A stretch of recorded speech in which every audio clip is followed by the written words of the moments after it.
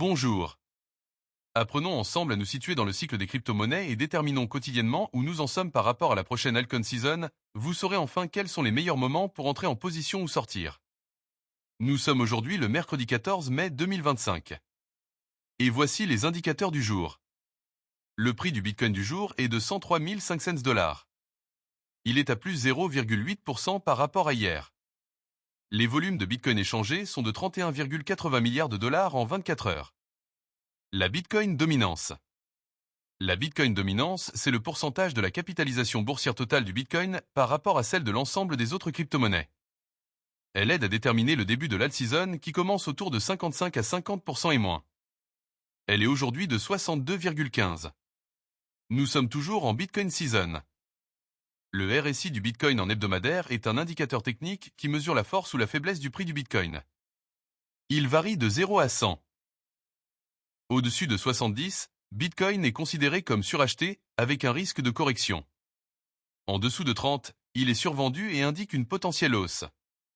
Il est aujourd'hui de 64,13. Le prix de l'Ethereum du jour est de 2630 $. Son RSI hebdomadaire est de 53,60. Les 100 premières crypto-monnaies sont à plus 4,1% par rapport à hier. L'indice d'Altcoin Season. L'indice d'alt-season mesure si les altcoins surperforment le Bitcoin. Une altcoin season est souvent déclarée lorsque 75% ou plus des 50 principaux altcoins surperforment le Bitcoin sur une période de 90 jours. L'indice d'alt-season est aujourd'hui de 32. L'indice Fear and Greed. L'indice Fear and Greed mesure le sentiment du marché crypto. On parle de peur, fear, quand il est bas en dessous de 50, ou d'avidité, greed, quand il est haut au-dessus de 50. Une altcoin season ne peut pas démarrer en période de peur. L'indice Fear and Greed du jour est de 74. Le VIX Index. Le VIX Index mesure la volatilité attendue du marché boursier. Il donne un sentiment global des marchés et indirectement celui du marché des crypto-monnaies. Plus il est haut, au-dessus de 20, plus les investisseurs sont nerveux et donc moins la période est propice à une altcoin season. Il est aujourd'hui de 18,23 en baisse par rapport à hier. Le S&P 500. Le S&P 500 et le Bitcoin sont assez corrélés.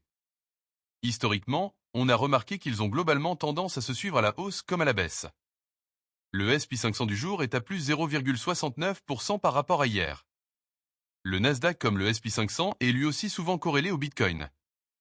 Il est aujourd'hui de plus 1,58% par rapport à hier. Enfin le dollar index ou DXY. Le dollar index est un bon indicateur pour le marché des crypto-monnaies. Plus le dollar est imprimé, plus il perd de la valeur et fait monter tout ce qui n'est pas imprimable comme l'or ou le Bitcoin. Il est aujourd'hui